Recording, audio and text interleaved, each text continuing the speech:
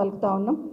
ఈరోజు కాంగ్రెస్ పార్టీ చేస్తున్న అరాచకాలు, కాంగ్రెస్ పార్టీ పాలన నచ్చక ప్రజలను ఏ విధంగా ఇబ్బంది పడుతున్నారని గమనించి ఆ పార్టీలో ఇమడలేక మేము బీఆర్ఎస్ పార్టీలోకి వస్తాము. కేసీఆర్ గారి నాయకత్వం ఈ రాష్ట్రానికి శ్రీరామ రక్ష.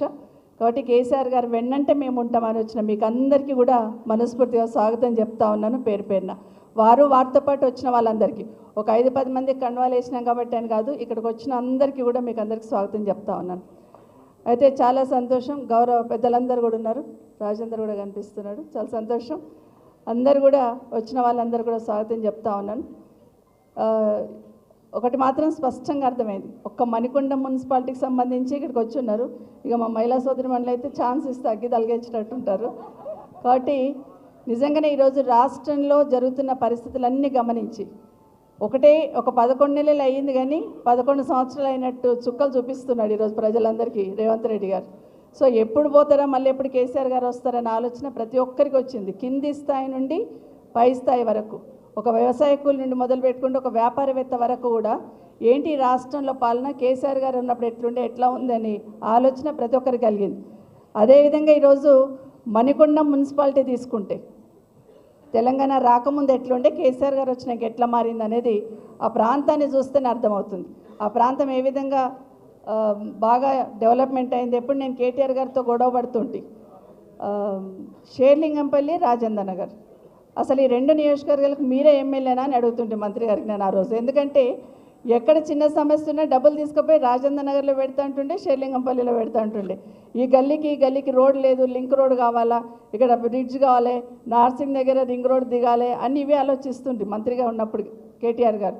సో ఎప్పుడు నేను గొడవ పడుతుంటే అన్నట్టు అసలు ఎమ్మెల్యే గారికి అవగాహన ఉందో లేదో కానీ రాజేంద్ర నియోజకవర్గం మీద, షేర్లింగంపల్లి మీద మీకున్న అవగాహన ఇంకెవరికి లేదండి, అంత బాగా డెవలప్ చేసిందని చెప్తుంది. మనం అనుకున్నామా మన దగ్గర సైకిల్ ట్రాక్ ఎట్లా వచ్చింది రింగ్ రోడ్ పక్కన, అసలు ఎక్కడన్నా ఉందా? హాయిగా పొద్దున్న లేస్తే దాన్ని చూస్తే సైకిల్ దొక్కనికి రాని మాలంటలో కూడా తొక్కితే బాగుండు అన్న ఫీలింగ్ వస్తూ ఉంటుంది, అంత బాగా చేసింది. సో ఇట్లా ఒక్కొక్కటి ఆలోచించి అంటే ఒక్కొక్క అడుగు వేసినప్పుడు ఈ రాష్ట్ర ప్రతిష్ట పెంచే ప్రయత్నం కేసీఆర్ గారు చేశారు, వారి నాయకత్వంలో కేటీఆర్ గారు చేశారు. ఈరోజు మన గండిపేట లేక్ దగ్గర 100 కోట్లు పెట్టి ఆడ పార్క్ డెవలప్ చేస్తున్నారు కదా. ఎవరైనా అనుకున్నామా? మన అప్ప దగ్గర ఆ కొండలు గుట్టలు ఉన్న ఫారెస్ట్ ల్యాండ్ని ఈరోజు సండే 1000 మంది వాకింగ్ పోతారట అక్కడ. అంటే అంత ఆలోచించారు. అంటే భవిష్యత్తులో ప్రజలకు ఏం కావాలా, ఏం చేస్తే బాగుంటుందన్న ఆలోచన గతంలో కేసీఆర్ గారు చేస్తే ఈ 11 నెలల్లో ఈ రాష్ట్ర ప్రతిష్ట 10 సంవత్సరాల కేసీఆర్ గారు ఎట్లా పెంచారో 11 నెలల్లో నెల తగ్గించుకుంటూ పోయారు. రాష్ట్ర ప్రతిష్ట ఎట్లా దిగజార్చాలనే కంకణం ఈ రాష్ట్ర ముఖ్యమంత్రి గారు కట్టుకున్నట్టు స్పష్టంగా కనిపిస్తుంది. నిన్నగాక మొన్న మేము కొడంగల్ దగ్గర పోయినాం. మొన్న గొడవ అవుతుంది కదా, 3 రోజుల నుండి చూస్తున్నాం కదా. అవసరం లేని దగ్గర ల్యాండ్ అక్విజిషన్ చేసి ఏ విధంగా బాధ పెడుతున్నాడనేది చూస్తున్నాం. కొంతమంది లేడీస్ మాట్లాడుతూ ఉంటే అక్కడ పోయిన తర్వాత నిజంగానే ఎంత అరాచకం చేస్తున్నారంటే భూమి ఇవ్వమంటున్నారు, భూమి ఇవ్వకపోతే వాళ్ళని దౌర్జన్యం చేసి వాళ్ళని కొట్టి జైల్లో పెట్టడం ఒకటైతే, అర్ధరాత్రి 1-1:30కి పోయి లైట్స్ ఆఫ్ చేసి లేడీస్ని అసభ్యంగా వాళ్ళు వివరించి చెప్తా ఉంటే మనసు కలుక్కుమంది. ఎక్కడున్నాము ఏం చూస్తున్నాం ఈ రాష్ట్రంలో అనిపించింది. మహిళల పట్ల అంత అసభ్యంగా ప్రవర్తిస్తూ అంత అరాచకం చేస్తూ ఉంటే ఆ ప్రాంతానికి ఎమ్మెల్యేగా ప్రాతినిధ్యం వహిస్తున్న రేవంత్ రెడ్డి గారు ముఖ్యమంత్రి అయినారు, వాళ్ళ ఓట్లు వేసుకొని కనీసం నోరు కూడా పెగలట్లేదు. కానీ ఏం చేస్తున్నాడంటే అవతల పార్టీలో బీఆర్ఎస్ పార్టీలో ఎవరున్నారు, ఏం చేయాలి, కేటీఆర్ని ఏం చేయాలి ఫస్ట్ అనేది ఒకటే డిస్కషన్ తప్పిస్తే ఇంకా వేరే ఆలోచన లేదు. అరే నాకు ఓట్లు వేసిన వాళ్ళు రోడ్డు మీద పడ్డారు, ఏడుస్తున్నారు, బాధపడుతున్నారు అనే ఆలోచన లేకుండా కేటీఆర్ని ఏం చేయాలని ఒక ఆలోచన ఒకటే ఈ 3 రోజుల నుండి 4 రోజుల నుండి చూస్తూ ఉన్నాం. నిజంగానే ఈరోజు రాష్ట్ర వ్యాప్తంగా ఒక్కసారి ఆలోచిస్తూ ఉంటే ఒక మహిళా జర్నలిస్టు వాళ్ళ సొంత ఊరికి పోతే 2 మహిళా జర్నలిస్టులు మీరు చూస్తున్నారు వీడియోలలో ఎంత అసభ్యంగా ప్రవర్తించిండ్రు ఆ మహిళా జర్నలిస్టుల మీద అని చూస్తున్నాం. ఎక్కడికి వాళ్ళ ఊరికి ఒక మహిళా జర్నలిస్ట్ పోతే కూడా అదే కొడంగల్ పోతే కూడా అదే విధంగా ప్రవర్తించున్నారు. ఎక్కడైనా మహిళల మీద అరాచకం జరుగుతూ ఉన్న సందర్భంలో ఒక్కరు కూడా అధికార పార్టీ నుండి స్పందించడానికి ప్రభుత్వం సిద్ధంగా లేరు. ఎక్కడ చూసినా అరాచకం చేస్తున్న ఈ సందర్భంలో నిజంగానే చాలాసార్లు రాహుల్ గాంధీ గారు దేశవ్యాప్తంగా చూసినప్పుడు రాజ్యాంగాన్ని చేతిలో పట్టుకొని రాజ్యాంగంలో అన్ని మాటలు మాట్లాడుకుంటూ తిరుగుతూ ఉన్నారు. అయ్యా రాహుల్ గాంధీ గారు, ఈ రాష్ట్రంలో రైతులు రోడ్డున పడి రైతుల మీద కేసులు అయ్యి రైతులను థర్డ్ డిగ్రీ ప్రయోగించి ఈరోజు జైల్లో పెడతా ఉన్నారు. ఎక్కడున్నారు మీరు? ఎందుకంటే ఎన్నికల కన్నా ముందు వచ్చినప్పుడు అన్ని డిక్లరేషన్లను వచ్చి పెద్ద సోనియా గాంధీ గారి దగ్గర నుండి మొదలు పెడితే రాహుల్ గాంధీ, ప్రియాంక గాంధీ గారు కూడా వచ్చి చెప్పినారు. మరి ఈ రాష్ట్రంలో ఇంత అరాచకం అవుతుంది కదా, మహిళలను అర్ధరాత్రి పోయి అసభ్యంగా ప్రవర్తిస్తున్నారు కదా అధికారంలో ఉన్న వాళ్ళు, ఎందుకు మీరు ఇక్కడ వచ్చి పలకట్లేరు? ఎందుకు ఇటు పక్క తిరిగి చూడట్లేరు? వినిపించట్లేదా, కనిపించట్లేదా రాహుల్ గాంధీ గారు అని నేరుగా రాహుల్ గాంధీ గారిని అడుగుతా ఉన్నాను. ఎందుకంటే ఈ రాష్ట్రంలో జరుగుతుంది, ఒక్కసారి కన్ను విప్పి వినండి, చెవులు విప్పి వినండి, కళ్ళు విప్పి చూడండి.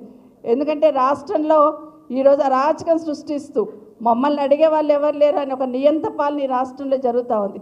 దయచేసి ఇక్కడ తిరిగి చూడండి, దేశమంతా తిరిగి చూస్తున్నారు కదా. మరి మీ ప్రభుత్వం, మీ ముఖ్యమంత్రి గారు ఈ రాష్ట్రంలో ఇంత అరాచకం జరుగుతూ ఉంటే ఎందుకు ఇటు పక్క తిరిగి చూడట్లేరు అనేది నేరుగా రాహుల్ గాంధీ గారిని అడుగుతా ఉన్నాను. ఇప్పటికైనా కళ్ళు తెరవండి, ఈ రాష్ట్రంలో జరుగుతున్న అరాచకాన్ని కనీసం ఇక్కడ తిరిగి చూడండి అని రాహుల్ గాంధీ గారిని ఈ వేదిక మీద నుండి కోరుతా ఉన్నాను.